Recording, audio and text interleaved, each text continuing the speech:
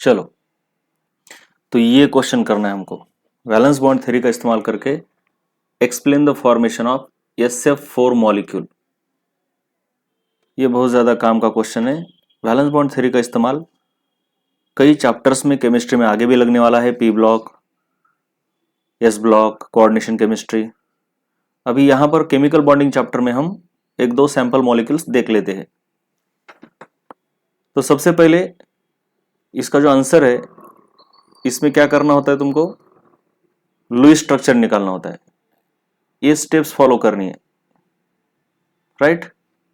Lewis structure कैसा है पता है आपको? सल्फर है और बाजू में 4 फ्लोरीन है। सल्फर है, बाजू में 4 फ्लोरीन है और एक लोन पेयर है। इसके बाद ground state electronic configuration of central atom. एक तो सबसे पहले सेंट्रल एटम ये है सल्फर, उसका ग्राउंड स्टेट इलेक्ट्रॉनिक कॉन्फ़िगरेशन।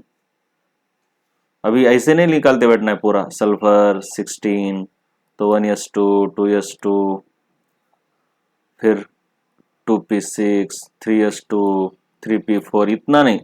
अब पता होना चाहिए, सल्फर बोला ना तो ऑक्सीजन के नीचे आता है, सल्फर बोला ना तो ऑक्सीजन के नीचे आता है, ऐसे पीरियोडिक टेबल में ऑक्सीजन के नीचे सल्फर। जो ऑक्सीजन का हाल है वही सल्फर का है। तो हमको सिर्फ वैलेंस शेल पता होनी चाहिए, ये 3s 3p, 3s 3p। तो सल्फर के पास क्या है? एक है 3s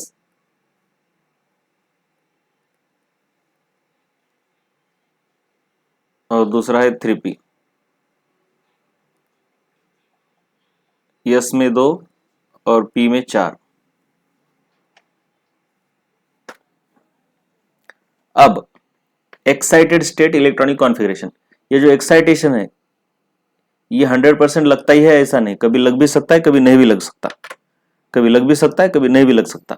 वो डिपेंड करता है कि उसको बॉन्ड कितने बनाने हैं और उसके पास अनपेड इलेक्ट्रॉन कितने हैं। अब इसको बॉन्ड बनाने हैं 4, इसको बॉन्ड बनाने हैं 4 और अनपेड इलेक्ट्रॉन 2 ही है। 4 बॉन्ड के लिए 4 चाहिए unpaired electron as per valence bond theory. तो हमको एक्साइटेशन करना पड़ेगा, हमको एक्साइटेशन करना पड़ेगा। एक्साइटेशन कहाँ होता है? आगे वाले ऑर्बिटल में, लेकिन यहाँ पे कोई एम्प्टी ऑर्बिटल है ही नहीं। तो इसके आगे कौन है? 3p के आगे रहता है 3d, याद रखना है। 3p के आगे 3d, ये 4s नहीं है। इलेक्ट्रॉनिक कॉन्फ़िगरेशन में भले ही 4s रहता है, लेकिन एक्साइटेशन करने के लिए 3p के आगे 3d होता है। तो इसका एक्साइटेशन यहां से यहां होगा। तो एक्साइटेड स्टेट इलेक्ट्रॉनिक कॉन्फ़िगरेशन तुम्हारा ऐसा आएगा।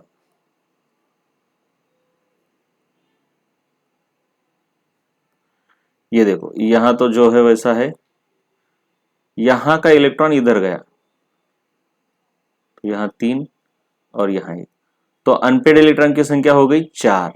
बस इतनी चाहिए। अगर 6 चाहिए तो फिर इसको भी एक्साइट करना पड़ेगा, लेकिन अभी तो हमको चाहिए 4, तो उतने ही एक्साइट हो गए। एक्साइटेशन बिल्कुल जितना चाहिए उतना ही करना है, सभी का एक्साइटेशन नहीं करना है। एक्साइट करना मतलब नीचे वाले ऑर्बिटल से ऊपर वाले ऑर्बिटल में भेज देना। फिर इसके बाद होता है हाइब्रिडाइजेशन। तो हाइब्रिडाइजेशन किसका होगा? अब हाइब्रिडाइजेशन क्या होता है? तो हाइब्रिडाइजेशन होता है H इक्वल टू, सबसे पहले पता होना चाहिए तुमको, number of sigma bond plus lone pair. तो नंबर ऑफ सिग्मा बॉन्ड कितने हैं? इसमें 4 है और एक लोन पेयर है। तो 4 + 1 इज इक्वल टू 5। हाइब्रिडाइजेशन होगा तुम्हारा sp3d। ये याद होना चाहिए, H इक्वल टू 5 मतलब sp3d। तो S का 1, P के 3 और D का 1। तो इतने देखो, इनका हाइब्रिडाइजेशन यानी मिक्सिंग एंड रिकास्टिंग। हाइब्रिडाइजेशन का मतलब क्या है? मिक्सिंग एंड रिकास्टिंग, और कुछ भी नहीं, मिक्सिंग एंड रिकास्टिंग। सो इतने लोगों का मिक्सिंग और रिकास्टिंग होगा।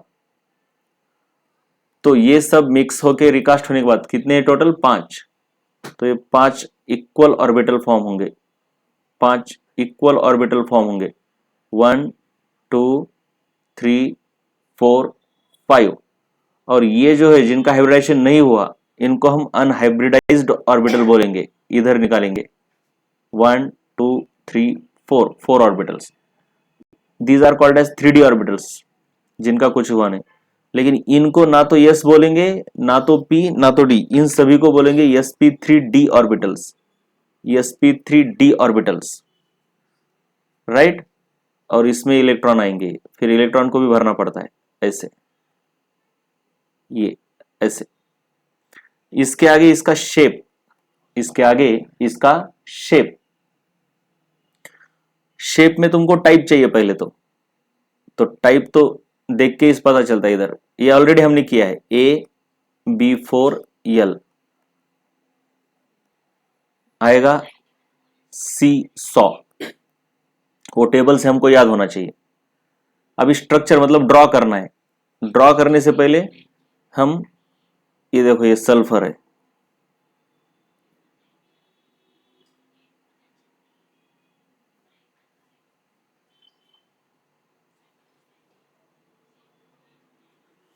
ये देखो ये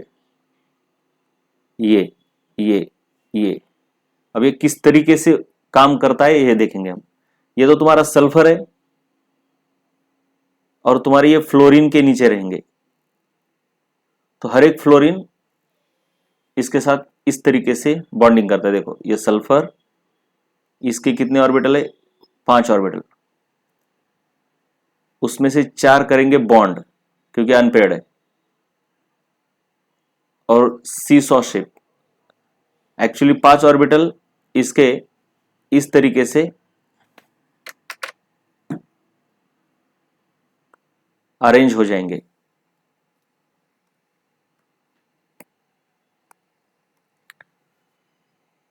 इस तरीके से।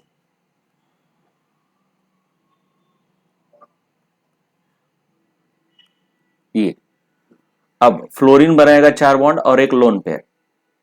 तो लोन पेयर कहां पे रखते हैं हम, यहां पे इक्वेटर पे, तो यहां पे आएगी लोन पेयर। तो ये तो खत्म हो गया, यहां पे आएगी लोन पेयर, और इसको हम ऐसा दिखाएंगे। और इधर फ्लोरीन, इधर फ्लोरीन, इधर फ्लोरीन, इधर फ्लोरीन। ये हो गया इसका स्ट्रक्चर SF4C100। स्टेप्स बिल्कुल ऐसे ही इसी तरीके से करना है हर किसी का। अब SF4 का किया, अभी थोड़ा दूसरे का स्ट्रक्चर देखते हैं, वैलेंस बॉन्ड थ्योरी के हिसाब से कैसे आता है। चलो इसकी जगह पर XeOF4 ज़ेनॉन ऑक्सीफ्लोराइड, इसका देखेंगे। तो सबसे पहले लुईस स्ट्रक्चर, ये तुम्हारा Xe है, 4 फ्लोरीन है और 1 ऑक्सीजन, 1 ऑक्सीजन, 1 फ्लोरीन, दूसरा फ्लोरीन, तीसरा फ्लोरीन, चौथा फ्लोरीन। कैसे भी निकालो, इसकी कोई मतलब वैल्यू नहीं रहती, ये तो लुईस स्ट्रक्चर है। अब ज़ेनॉन है यानी नोबल गैस है, इसके बाजू में 8 इलेक्ट्रॉन रहते हैं। नोबल गैस मतलब 8 इलेक्ट्रॉन। 8 में से बॉन्ड में कितने चले गए, 6। 8 में से बॉन्ड में चले गए 6, तो बचा 1, सॉरी बचे 1 लोन पेयर बचा। तो यह है इसका लुईस स्ट्रक्चर। अब है ground state electronic configuration xenon का। सेंट्रल एटम कौन है तुम्हारा, ये ज़ेनॉन, तो उसका ग्राउंड स्टेट इलेक्ट्रॉनिक कॉन्फ़िगरेशन यानी नोबल गैस का। नोबल गैस कोई भी हो, अब हमको पता है ये कौन सा नोबल गैस है, हीना और करीना झगड़ते, मतलब 5वां है, तो ये 5s और ये 5p, और दोनों के दोनों पूरे के पूरे फिल भरे हुए होते हैं, भरे हुए। ये है noble gas. Noble gas usually bonding नहीं करते, लेकिन कभी कभार ऐसे एक्सेप्शनल केसेस में बॉन्डिंग करते हैं। अब excitation, excited state electronic configuration. अब एक्साइटेशन उतना ही करना है जितना चाहिए, मतलब जितने बॉन्ड चाहिए उतने अनपेयर्ड इलेक्ट्रॉन बनाना है तुमको। अब सबसे पहले तो एक्साइट करने के लिए आगे ऑर्बिटल होना चाहिए एम्प्टी। यहां पे भले ही नहीं लिखा हो, लेकिन इसके आगे p के आगे हमेशा उसी का d लेना है। 5p है तो 5d। तो अब हमको एक्साइट करके टोटल इलेक्ट्रॉन कितने चाहिए, ये देखो, 1 बॉन्ड, 2 बॉन्ड, 3 4 5 6, टोटल 6 बॉन्ड चाहिए। टोटल बॉन्ड 6 चाहिए, तो हमको अनपेड इलेक्ट्रॉन 6 चाहिए। तो एक्साइट कितना कर रहा हूं, कितनों को करना पड़ेगा? अगर तुम एक को एक्साइट करते हो तो 2 अनपेड बन जाते हैं, दूसरे को एक्साइट करते हो 4 बनेंगे, और वैसे ही इधर ये 6 unpaired. So excited state electronic configuration इसका ऐसे होगा।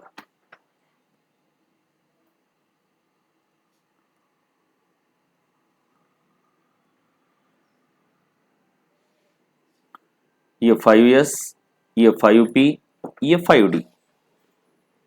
यहां कुछ नहीं हुआ, ये जैसा है वैसे ही रहा, बाकी के अनपेड बन गए, एक एक एक, और इधर एक एक एक। अब एक्साइट होने के बाद देखो, अभी टोटल 6 अनपेड बन गए, हमको 6 ही बॉन्ड चाहिए, जितने चाहिए उतने ही एक्साइट करना है। अगर 2 बॉन्ड चाहिए तो फिर एक को ही एक्साइट करना पड़ेगा। Total number of unpaired electron bond के बराबर होनी चाहिए, उतना ही excitation. Excitation as per need, इसलिए एक्साइटेशन एज पर नीड। अब एच इक्वल टू क्या है इसका, नंबर ऑफ सिग्मा बॉन्ड। देखो तुम, सिग्मा बॉन्ड कितने, टोटल बॉन्ड 6 है, लेकिन इसमें से सिग्मा है 5, इसमें से सिग्मा है 5, क्योंकि ये जो डबल बॉन्ड है उसमें एक सिग्मा रहता है और एक पाई रहता है। तो सिग्मा बॉन्ड प्लस एक लोन पेयर इक्वल टू 6, यानी sp3d2 हाइब्रिडाइजेशन। sp3d2 मतलब s का एक, p के 3 और d के दो ही, हाँ याद रहे। इधर 3 दिख रहे इसलिए तीनों को लेना नहीं है हाइब्रिडाइजेशन में। तो ये तुम्हारा हाइब्रिडाइजेशन बनेगा sp3d2।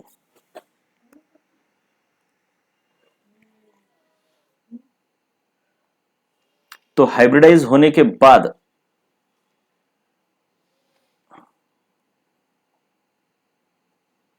ये तुमको कुछ ऐसे दिखेगा।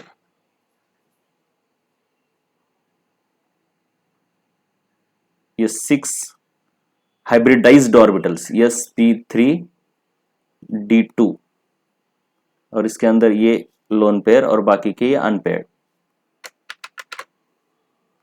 ये ये ये ये ये कितने हैं भाई, 3 और 2 5 और 1 6।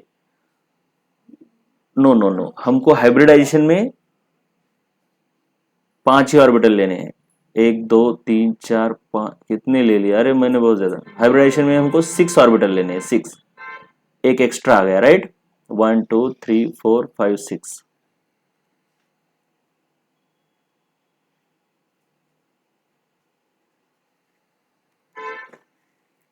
उसके बाद ये अनहाइब्रिड ऑर्बिटल्स है, अनहाइब्रिड ऑर्बिटल्स ये।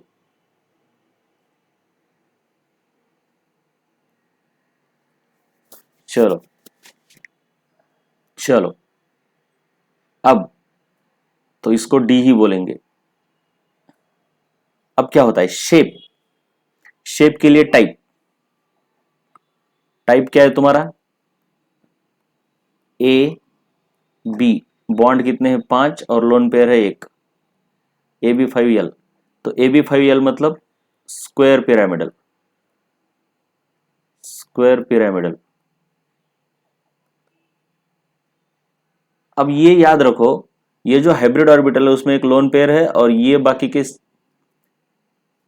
5 सिग्मा बॉन्ड है। ये जो अकेला है ये अनहाइब्रिड वाला, ये बनाता है पाई बॉन्ड, ये बनाएगा पाई बॉन्ड। तो इस तरीके से स्ट्रक्चर होगा आपका ये जेनॉन, और उसके ये फ्लोरीन, 4 फ्लोरीन, स्क्वायर पिरामिडल है, ये है आपका स्क्वायर। बेसिकली ये ऐसे होता है।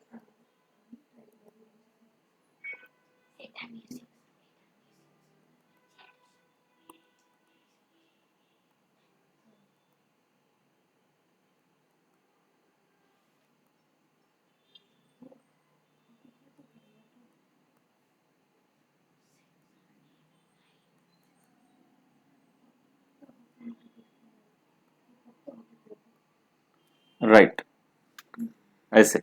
और ये ऑक्सीजन का बॉन्ड, डबल बॉन्ड ऊपर, और एक लोन पेयर नीचे।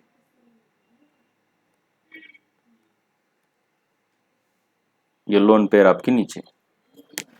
तो इस तरीके से स्क्वायर पिरामिडल है, इसको अगर जोड़ोगे तो तुमको स्क्वायर पिरामिड दिखेगा।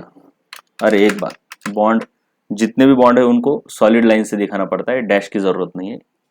ये बॉन्ड है, ये भी बॉन्ड है, इधर भी बॉन्ड, ये इधर भी बॉन्ड है। तो ये हो गया ज़ेनॉन ऑक्सीफ्लोराइड का structure as per valence bond theory. ये जो सिग्मा बॉन्ड है ये सभी हाइब्रिड ऑर्बिटल ने बनाए, 5 सिग्मा बॉन्ड। लोन पेयर भी हाइब्रिड ऑर्बिटल में है, लेकिन ये जो पाई बॉन्ड है वो अनहाइब्रिड ऑर्बिटल इसने बनाया है ऑक्सीजन के साथ, right. Okay, explain structure of ethene. अब बेसिकली हमको पता है इथीन कैसा है, CH2 double bond CH2, C double bond H H H H। अब देख के ही पता होना चाहिए, ये देखो ये कार्बन है, इसके सिग्मा बॉन्ड कितने, 1 2 3। चलो इससे पहले तुम एक बात याद रखो, हर एक हाइब्रिडाइजेशन में एंगल्स क्या क्या है। sp hybridization, H equal to 3 है तो sp2 हाइब्रिडाइजेशन, 4 है तो टेट्राहेड्रल, 5 है तो टेट्राहेड्रल, 5 है तो ट्राइगोनल बाइपिरामिडल,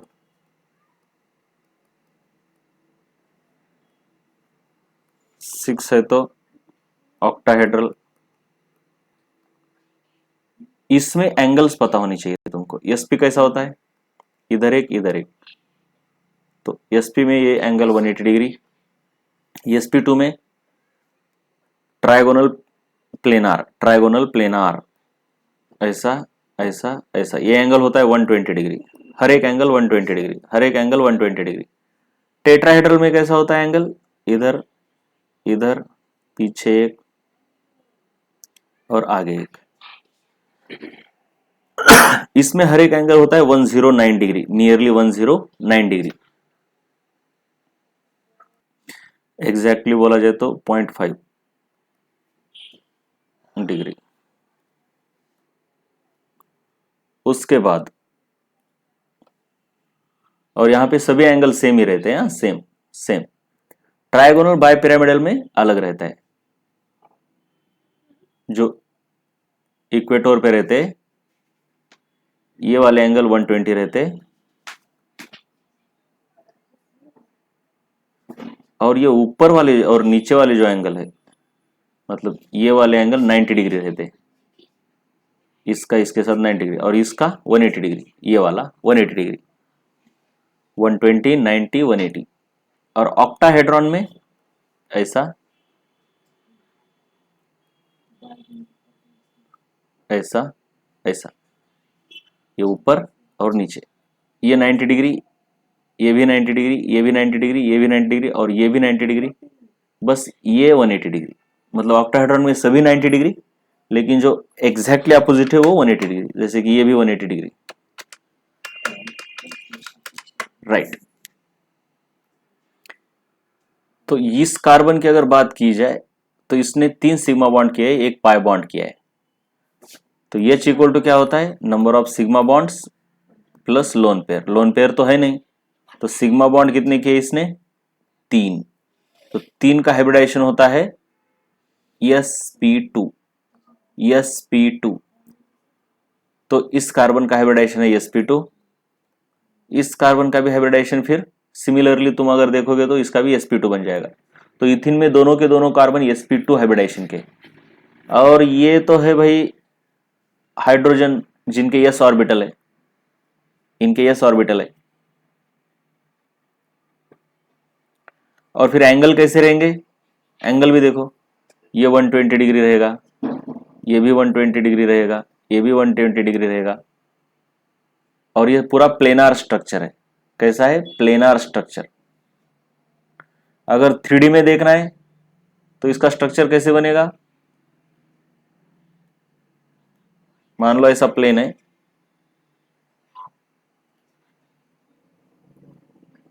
तो ये कार्बन और ये दूसरा कार्बन है, तो ये जो हर एक कार्बन है वो sp, अब कार्बन का देखा जाए तो ग्राउंड स्टेट में कैसा होता है, यहां पे 2 और p के अंदर 2, लेकिन 4 बॉन्ड बनाता है कार्बन, तो इसका एक्साइटेशन होगा। यह है तुम्हारा ग्राउंड स्टेट इलेक्ट्रॉनिक कॉन्फ़िगरेशन। तुमको अगर एक्साइटेड स्टेट चाहिए तो इसको यहां एक्साइट करोगे,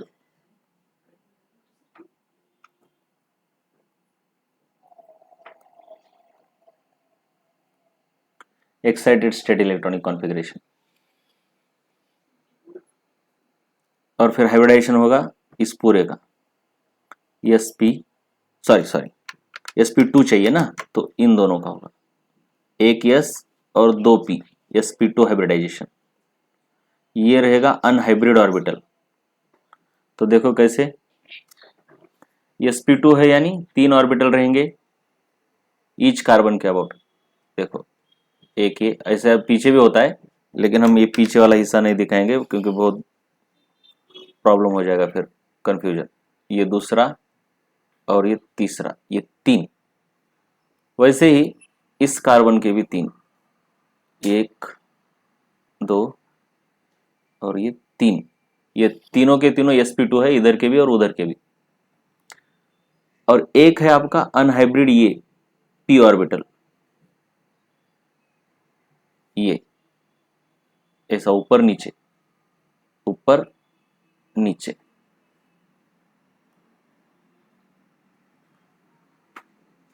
और इसका स्ट्रक्चर कैसा है, ये CH2 इधर 2, तो इसके 2 हाइड्रोजन इधर, इसके 2 हाइड्रोजन इधर, इधर, इधर, और हर एक में ओवरलैपिंग में 2-2 इलेक्ट्रॉन, इधर भी 2 इलेक्ट्रॉन, इधर भी 2 इलेक्ट्रॉन, क्योंकि हर एक बॉन्ड में 2 इलेक्ट्रॉन रहते हैं ये। और ये जो है ये p ऑर्बिटल, ये p और इसका भी p, दोनों का p, ये साइड वाइज ओवरलैप होते हैं। एक्चुअली इसको ऐसा दिखाना चाहिए, साइड वाइज ओवरलैप मतलब ऐसा और ये ऐसा, लेकिन ये बहुत गंदा हो जाएगा, इसलिए हम ऐसा बताते हैं कि ये ऐसे ओवरलैप हो गए हैं, ऐसा। इसके अंदर भी एक इलेक्ट्रॉन, इसके अंदर ये, इनका साइड वाइज ओवरलैप। इसमें जो बॉन्ड है ये सिग्मा बॉन्ड है और ये पाई बॉन्ड है, अनहाइब्रिड p ऑर्बिटल का पाई बॉन्ड, हाइब्रिड sp2 का सिग्मा।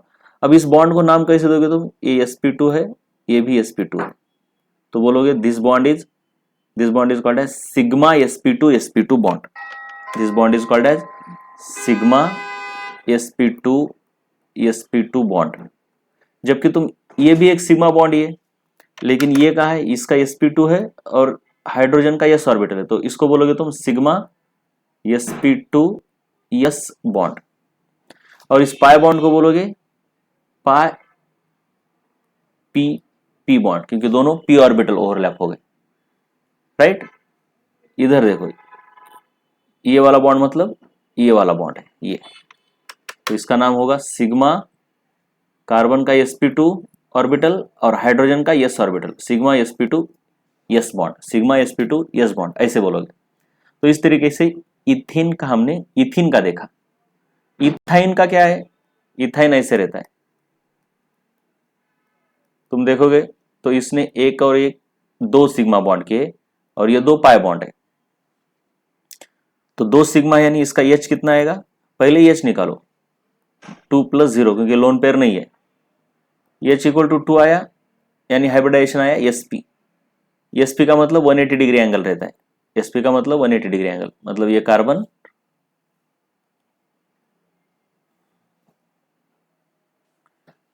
कार्बन, कार्बन, इधर हाइड्रोजन, इधर हाइड्रोजन, कुछ भी नहीं, यहाँ पे एक 180 डिग्री एंगल और यहाँ पे भी 180 डिग्री एंगल हो गया।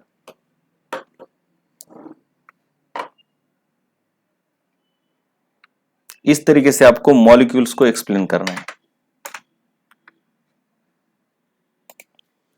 चलो इसके ऊपर कुछ क्वेश्चंस देखेंगे, वैलेंस बॉन्ड थ्योरी और हाइब्रिडाइजेशन के ऊपर क्वेश्चन।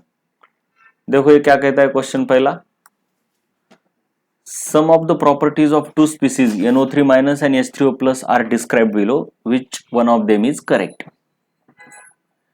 एक तो देखो क्या बोला है, dissimilar hybridisation for central atom with different structure. तो इसका मतलब एक तो सबसे पहले दोनों का तुमको स्ट्रक्चर ड्रॉ करना पड़ेगा, उनके हाइब्रिडाइजेशन लिखने पड़ेंगे, सब कुछ। तो NO3- N, इसके बाजू में 3 ऑक्सीजन, अब नाइट्रोजन के बाजू में एक माइनस है, यानी किसी एक ऑक्सीजन को दे दो तो ये डबल बॉन्ड, ये सिंगल बॉन्ड, यहाँ पे माइनस तो ये सिंगल बॉन्ड, डबल बॉन्ड यहाँ भी बना पड़ेगा, लेकिन नाइट्रोजन तो नहीं बना सकता इतना। तो NO3- का स्ट्रक्चर कैसे होगा, तो तुमको मैंने बताया है किस तरीके से बनाना, ट्रायल और एरर से बनाना पड़ेगा, ट्रायल और एरर से बनाना पड़ेगा। तो तुम ऐसा भी बना सकते हो, ये देखो ये इस तरीके से कोऑर्डिनेट बॉन्ड। और H3O+ का कैसा होगा, ऑक्सीजन, हाइड्रोजन, हाइड्रोजन, और इधर प्रोटॉन है तो इसको ये देगा कोऑर्डिनेट बॉन्ड, ठीक है।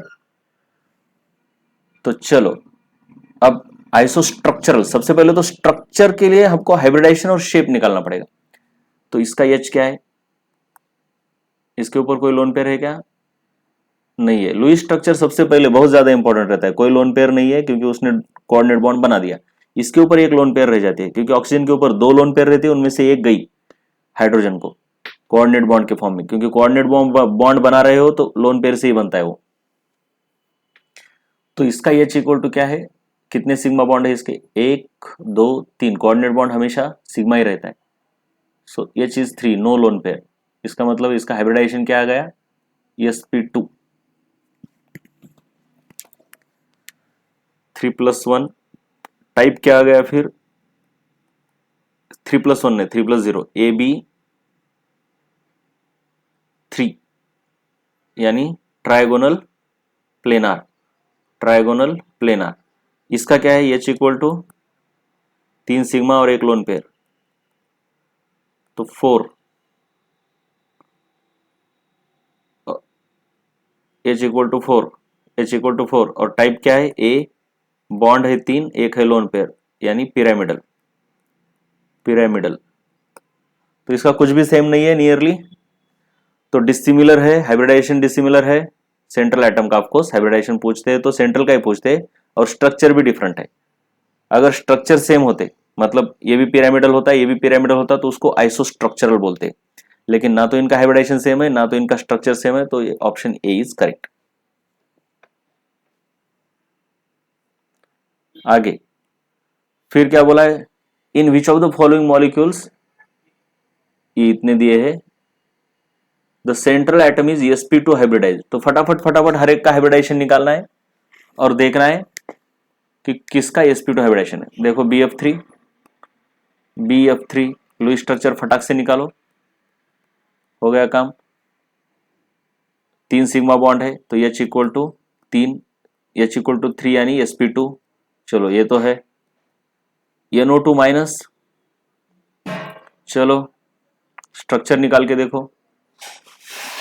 स्ट्रक्चर बहुत ज्यादा इंपॉर्टेंट रहता है, स्ट्रक्चर बहुत ज्यादा इंपॉर्टेंट रहता है।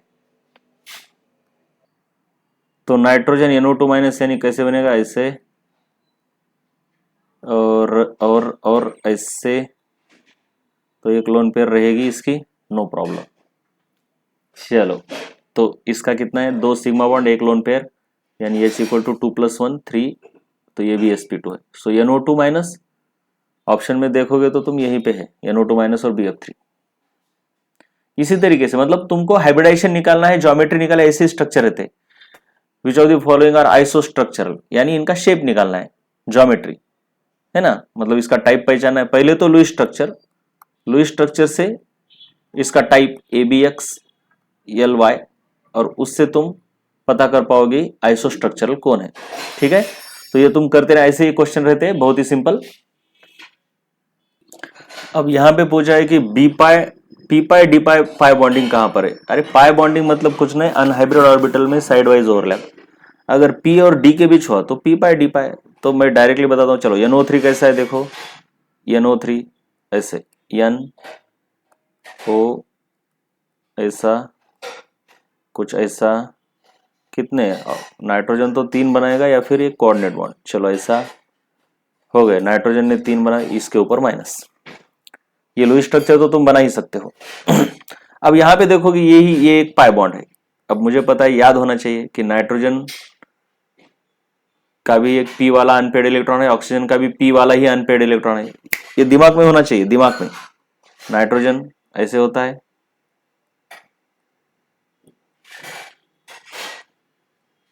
और ऑक्सीजन ऐसे होता है।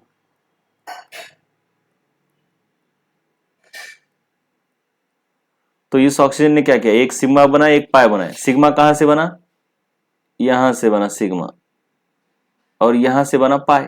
और ये पाई जो रहता है वो, ये पी ऑर्बिटल, इसका भी पी ऑर्बिटल है, इसलिए पी पाई, डी पाई नहीं है। अब SO3 का देखो तुम, SO3 सल्फर कैसा है,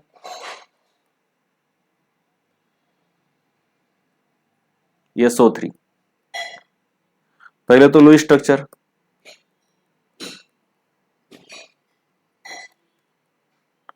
तो सल्फर कैसा रहता है, ये ऐसा,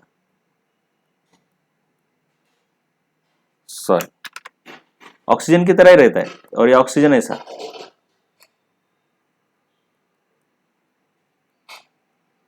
लेकिन सल्फर को क्या करना पड़ेगा, टोटल 6 बॉन्ड बनाने। सल्फर को बॉन्ड कितने बनाने हैं, 6।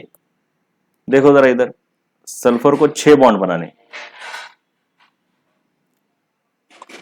तो उसको एक्साइट करना पड़ेगा। किधर एक्साइट करेगा, डी में एक्साइट करेगा, वो डी में एक्साइट करेगा,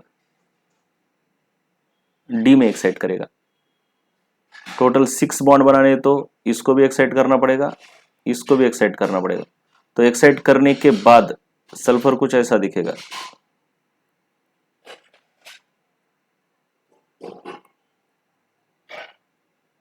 देखो ऐसा।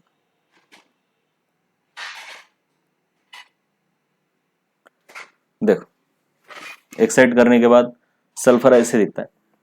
तो अब ऑक्सीजन के साथ सल्फर जो भी बनाएगा, लेकिन सल्फर के जो सिग्मा बॉन्ड है वो तो हाइब्रिड बनेंगे। देखो ये सिग्मा, ये 3 सिग्मा बॉन्ड है, यानी सल्फर का हाइब्रिडाइजेशन क्या है, sp2 है, sp2 है, यानी इतने तो हाइब्रिड हो गए। तो ये बनाएंगे सिग्मा बॉन्ड, और ये जो अनहाइब्रिड ऑर्बिटल है ये बनाएंगे पाई बॉन्ड। ये क्या बनाएंगे, पाई बॉन्ड। तो इसमें ये जो इलेक्ट्रॉन है ये डी ऑर्बिटल में है, ये डी ऑर्बिटल है ना बेटा। तो इसका ऑक्सीजन के साथ जो पाई बॉन्ड बनेगा, ये वाला ऑक्सीजन एक तो सिग्मा बनाएगा, है ना, एक तो सिग्मा बॉन्ड बनेगा, लेकिन दूसरा पाई बॉन्ड बनेगा। तो ऑक्सीजन का जो सिग्मा बॉन्ड है सल्फर के साथ जो बन रहा है, वो ऑक्सीजन के पी ऑर्बिटल और सल्फर के डी ऑर्बिटल के साथ बन रहा है। ऑक्सीजन के पी ऑर्बिटल और सल्फर के डी ऑर्बिटल के साथ बन रहा है। ये सल्फर का डी ऑर्बिटल है, समझ में आ रहा है ना, ये सल्फर का एस ऑर्बिटल है, ये पी है, और ये आगे वाले डी है। तो इसलिए इनको बोलते हैं पी पाई डी पाई बॉन्ड, जो कि कहां पर है, इसमें, पी पाई डी पाई बॉन्ड। ठीक है, इसी तरीके से क्वेश्चन रहते हैं, आइसोस्ट्रक्चरल है, कितने पाई बॉन्ड है, कितने सिग्मा बॉन्ड है, पहचानो, तो तुमको वो पहचानना होता है।